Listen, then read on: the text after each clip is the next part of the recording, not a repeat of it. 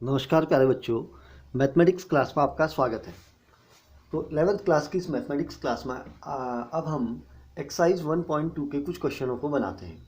ठीक है, last video में हमने कुछ डेफिनेशनें पढ़ी थी, जैसे इम्प्टी सेट, फाइनाइट और infinite set and equal set पढ़े थे। तो उस पर रिलेटेड ये एक्सरसाइज होने वाली है, तो डेफिनेशन आपको नोट होनी है। ठीक है, तो क्वेश्चन नंबर फर्स्ट कह रहा है, निम्न में से कौन रिक्त समुच्चय के उदाहरण हैं। तो इनमें से आपके कौन से ऐसे सेट हैं जो हमारे इम्प्टी सेट बनेंगे। ठीक है, तो पहला सेट है 2 से भाज्य विषम प्राकृत संख्या का समुच्चय। तो 2 से भाज्य विषम प्राकृत संख्या का समुच्चय क्या बनता है। देखिए, 2 से भाज्य विषम प्राकृत संख्या कुछ बनती है। पहले इसको अगर सेट में अगर बनाना हो तो 2 से भाज्य विषम प्राकृत संख्या हमारी क्या होती है। देखो, भाज्य विषम प्राकृत संख्या, तो 2 से भाज्य कोई विषम प्राकृत संख्या होगी, क्योंकि 2 से भाज्य जितनी भी प्राकृत संख्याएं होंगी सबके सब क्या होंगी, हमारी सम होंगी। देखिए यहाँ पर आप रीजन चाहें तो लिख सकते हैं, क्योंकि 2 से भाज्य कोई भी विषम प्राकृत संख्या नहीं होती है, इसलिए दिया गया समुच्चय क्या है, मेरा रिक्त है। रिक्त समुच्चय है। क्यों? क्योंकि 2 से भाज्य जितनी भी प्राकृत संख्याएं होंगी सब सम होंगी, तो विषम तो कोई होगी ही नहीं। तो इसका मतलब इस सेट के अंदर कोई भी एलिमेंट नहीं आएगा। अब आते हैं सम अभाज्य संख्याओं का समुच्चय। तो हमारे पास एक सम अभाज्य संख्या होती है, पता है कौन होती है वो सम अभाज्य संख्या? दो एकमात्र एक ऐसी सम अभाज्य संख्या है, पता है ना। इसलिए यह क्या है, रिक्त समुच्चय नहीं है। तो यह समुच्चय रिक्त समुच्चय नहीं होगा। क्यों? क्योंकि इस सेट के अंदर एक एलिमेंट क्या आ रहा है, 2 आ रहा है। ठीक है, रिक्त समुच्चय के अंदर कोई भी एलिमेंट नहीं होना चाहिए। ठीक है, अब आते हैं x एक प्राकृत संख्या है। देखिए x जो है 5 से छोटा है और साथ ही साथ 7 से बड़ा है।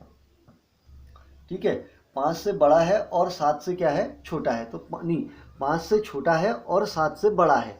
तो 5 से छोटे क्या होंगे, देखिए प्राकृत संख्या 1 2 3 4 होंगी इसके अकॉर्डिंग, और 7 से बड़ा है तो इसके अकॉर्डिंग क्या आएगा, 7 8 9 10। तो कोई ऐसी संख्या आ रही है जो साथ ही साथ 5 से छोटी भी है और 7 से बड़ी भी है।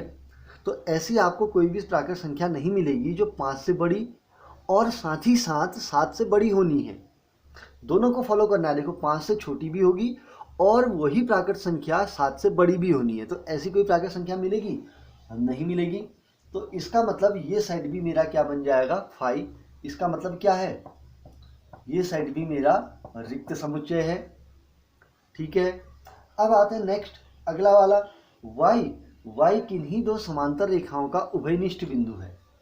अब किन्हीं दो रेखाओं का उभयनिष्ठ बिंदु कहाँ पर होता है, पता है? जहां पर दो रेखाएं एक दूसरे को प्रतिच्छेद करती हैं वो उभयनिष्ठ बिंदु होता है ना। जब दो रेखाएं एक दूसरे को किसी एक बिंदु पर प्रतिच्छेद करती हैं तो वो बिंदु उभयनिष्ठ बिंदु है। वो पहली रेखा पर भी होगा और दूसरी रेखा पर भी होगा।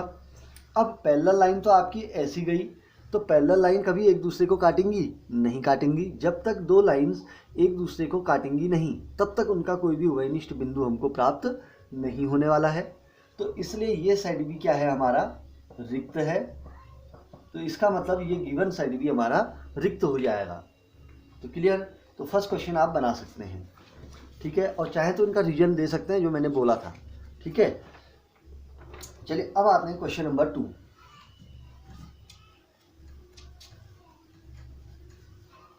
क्वेश्चन नंबर 2 भी बड़ा इजी है।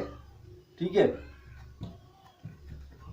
क्वेश्चन नंबर 2 के लिए हम कहते क्या हैं, निम्न में से कौन से समुच्चय परिमित हैं और कौन से अपरिमित है। ठीक है, तो हमने यहाँ पर क्या बताना है, कौन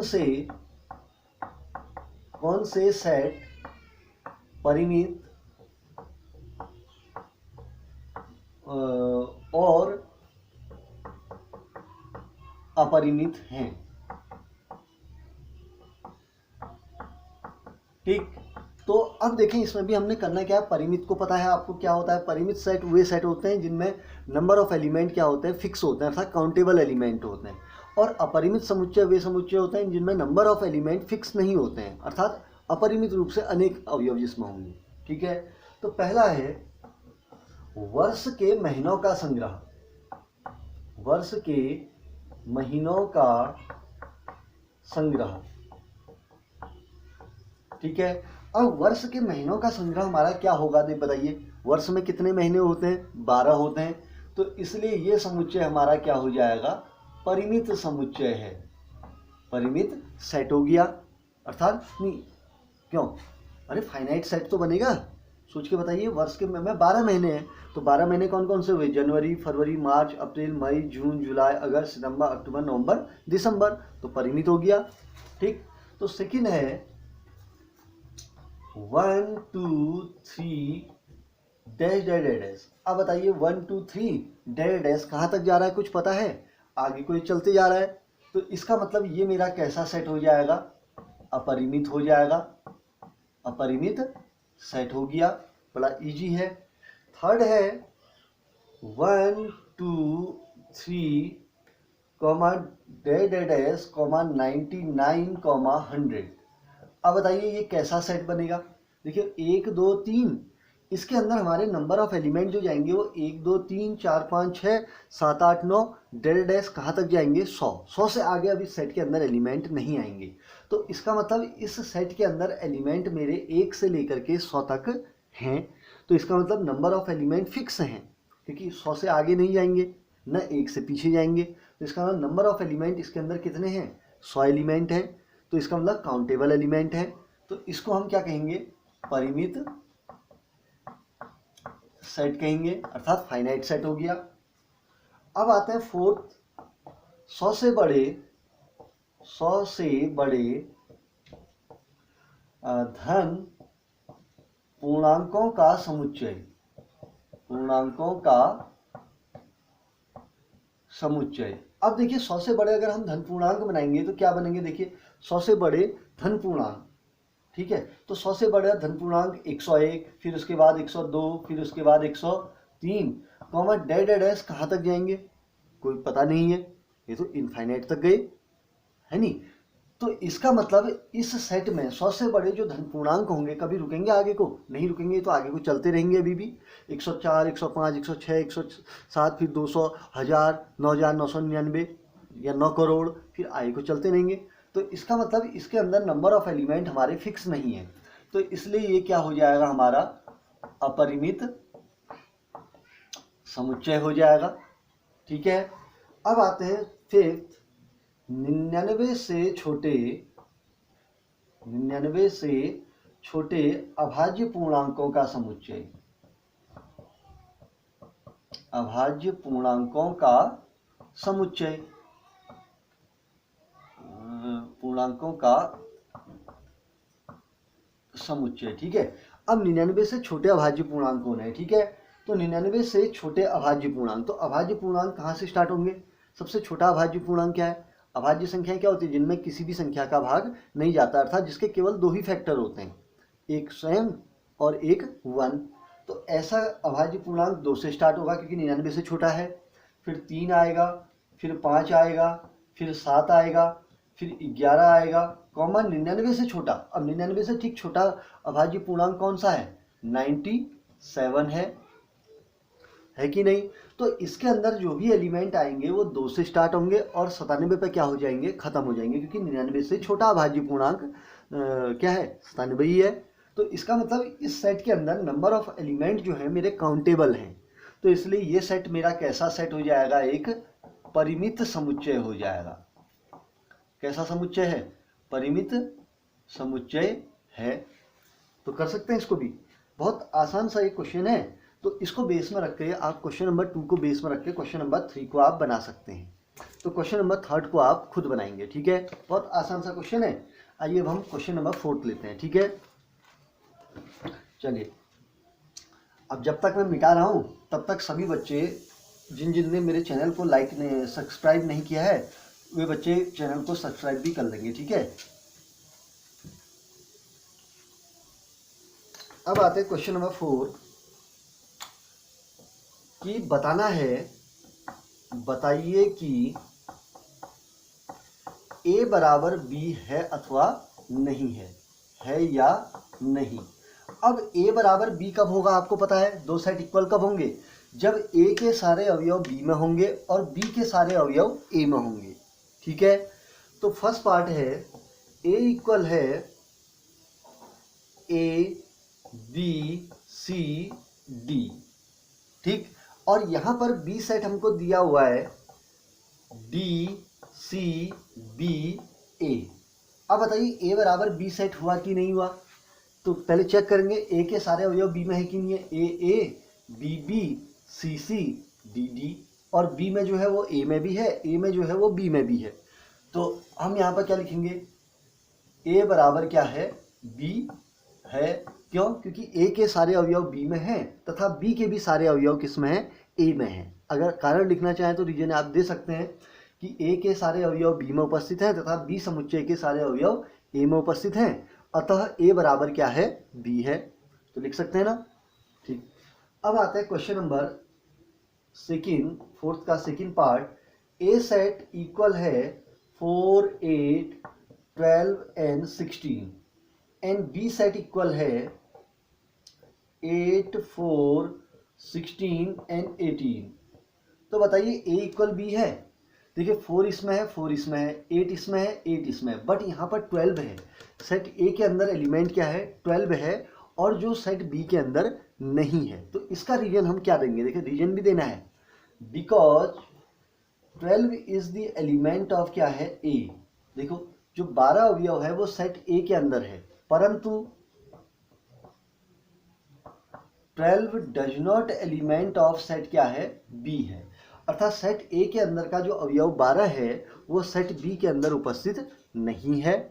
तो अतः मैं क्या कह सकता हूं कि set a does not equal किसके हुआ, b के हुआ, तो इसका मतलब सेट a जो है b के इक्वल नहीं है। कोई टफ है, बहुत इजी है। थर्ड पार्ट लेते हैं इसका, third a equal 2 4 6 8 and 10, okay, b set equal है x सच दैट x समधन पूर्णांक है, समधन पूर्णांक है, और x is less than and equal to भी कितना है, 10 है। ठीक है, तो हमको दिया क्या है, सेट a दिया हुआ है और b सेट क्या दिया हुआ है, x सच दैट x एक समधन पूर्णांक है, और साथ ही साथ जो x है वो उस x की खासियत क्या हो रही है कि वह 10 या 10 से क्या है, छोटा भी है। ठीक है, तो सबसे पहला काम हम करेंगे b सेट बनाएंगे यहाँ पर। ठीक है, तो a तो दिया हुआ है, तो b सेट आप बनाएंगे तो सो b इक्वल क्या हो जाएगा, x समधन पूर्णांक होना है और साथ में 10 से छोटा है, तो 10 से छोटे समधन पूर्णांक क्या होंगे, समधन पूर्णांक। ठीक है, और धन पॉजिटिव पूर्णांक, तो कहाँ से स्टार्ट होंगे, पॉजिटिव, क्योंकि पूर्णांक 3 टाइप के होते हैं, फर्स्ट इज नेगेटिव पूर्णांक, second is positive, third is zero, होता है ना। तो इसका मतलब नेगेटिव नहीं आएंगे पूर्णांक, जीरो नहीं आएगा, सारे के सारे धन पूर्णांक हमने कैसे लेने, धन पूर्णांक लेने। तो x 10 से छोटा है, तो 10 से छोटा क्या आएगा, 2 4 6 8। अब 10 आएगा कि नहीं आएगा, आएगा, क्यों, क्योंकि x जो है 10 के भी इक्वल है, कॉमा क्या हो गया, 10। अब चेक करते हैं कि क्या a के सारे अवयव b में है और b के सारे अवयव a में है कि नहीं है।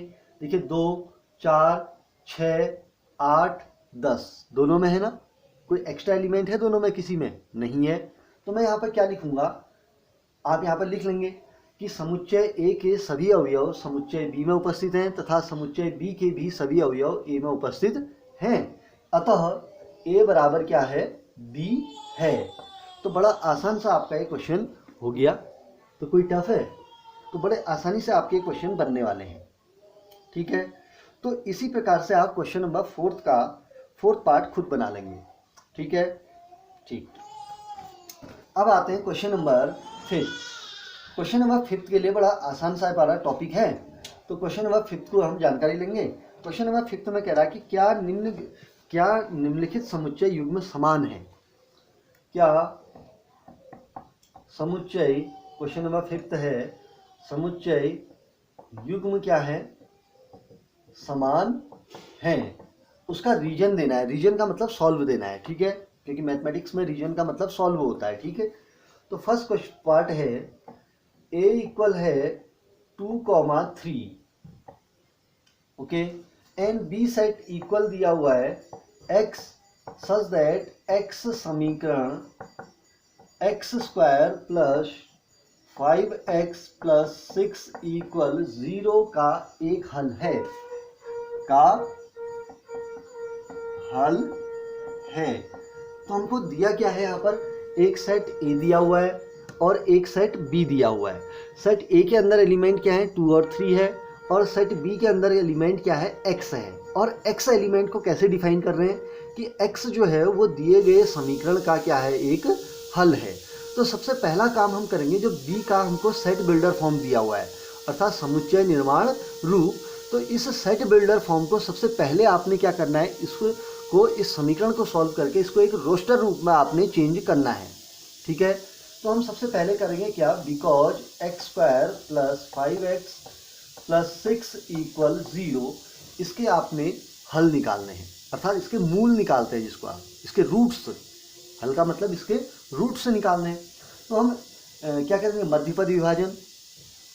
सो एक्स स्क्वायर प्लस 3 2 जा 6, 3 और 2 5, तो क्या आएगा 2x plus 3x plus 6 equal 0, के क्लास 10th में आपने सीखा होगा ये।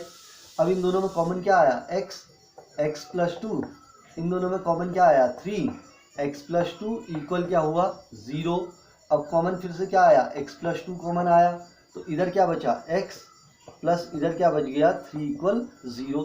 यदि x प्लस 2 इक्वल 0, सो x इक्वल क्या होगा, first value is x is -2, second value of x is, यहाँ से x प्लस 3 इक्वल 0, सो x इक्वल -3। तो x की आपकी कितनी वैल्यू आएंगी, 2 वैल्यू आएंगी। और ये जो सेट B है वह x है, और x जो है इस समीकरण का क्या है, एक हल है। तो मैं यहाँ पर क्या लिख सकता हूँ, सो सेट B इक्वल, B के अंदर x क्या क्या आ सकते हैं, -2 भी आ सकता है, -3 भी आ सकता है। सो B इक्वल -2, -3 हो गया। अब देखिए सेट A के अंदर 2, 3 हैं, बट सेट B के अंदर -2, 3 है। क्या सेट A के सारे अवयव B में हैं, नहीं है, क्यों, क्योंकि +2 अलग होता है, -2 अलग होता है। तो मैं यहाँ पर क्या लिखूंगा, because 2 is the element of, क्या हुआ, सेट A हुआ, एक ही से काम चल जा रहा, कोई भी अवयव अगर छूट गया तब भी इक्वल नहीं होंगे। तो मैं क्या लिखूंगा, 2 is the element of set A है, परंतु 2 डज नॉट एलिमेंट ऑफ किसके है, सेट B के है। 2 अवयव समुच्चय A के अंदर है परंतु B के अंदर उपस्थित नहीं है। तो मैं क्या कहूँगा, अतः set A does not equal किसके हो गया, B के हो गया। तो बड़ा आसान सा आपका एक क्वेश्चन बन चुका है, आसान है ना, ठीक। तो बड़े मज़े से बनाइए, और मज़े से बनाते बनाते चैनल को लाइक भी करते रहेंगे, ठीक है, हाँ, तभी तो मज़ा आएगा। चलिए अब क्वेश्चन नंबर 2 लेते हैं, 5th का सेकेंड पार्ट, ये क्वेश्चन नंबर 5th का है। हाँ, A equal x such that x शब्द FOLLOW का एक अक्षर है, का एक क्या है, अक्षर है। तो हमको दिया क्या है, एक सेट A दिया हुआ है, A जो है वो x है, और x शब्द कहाँ से आ रहा, फॉलो शब्द का एक अक्षर है, ठीक है। ऐसे ही आपको एक सेट B दिया हुआ है, B की डेफिनेशन क्या कह रहा, y सच दैट y शब्द वोल्फ WOLF का एक अक्षर है, का एक अक्षर है, ठीक है। तो हमने चेक करना है कि सेट A और B इक्वल सेट हैं अथवा नहीं है। तो हम करेंगे क्या, सबसे पहले इन दोनों सेटों को रोस्टर फॉर्म में लिखेंगे, ठीक है, क्योंकि ऐसे तो पता नहीं चलेगा कि A के सारे अवयव B में हैं और B के सारे अवयव A में हैं। A शब्द को नहीं देखना है, क्योंकि हमने सेट बना के देखना है, और सेट का नियम पता है कि एक सेट के अंदर एक एलिमेंट एक ही बार आता है, ठीक है, भले ही शब्द में वो 10 बार भी लिखा हो, लेकिन सेट के अंदर कितने बार आएगा, एक ही बार आएगा। तो A इक्वल क्या हो जाएगा, F, O, L, अब 2 L है तो एक ही बार लिखेंगे, O पहले आ चुका है, वो लिख दिया है, कॉमा क्या हो जाएगा, W हो गया। और B इक्वल क्या हो जाएगा, B के अंदर एलिमेंट क्या है, Y है। Y शब्द वुल्फ का एक अक्षर है, तो अक्षर पहला क्या है, W, O, L, F। तो अब एक चीज बताइए, जो A के अंदर के अवयव है वो B में है कि नहीं है, F, F, O, L, L, W। तो A के सारे अवयव B में हैं और B के भी सारे अवयव किस में है, A में है।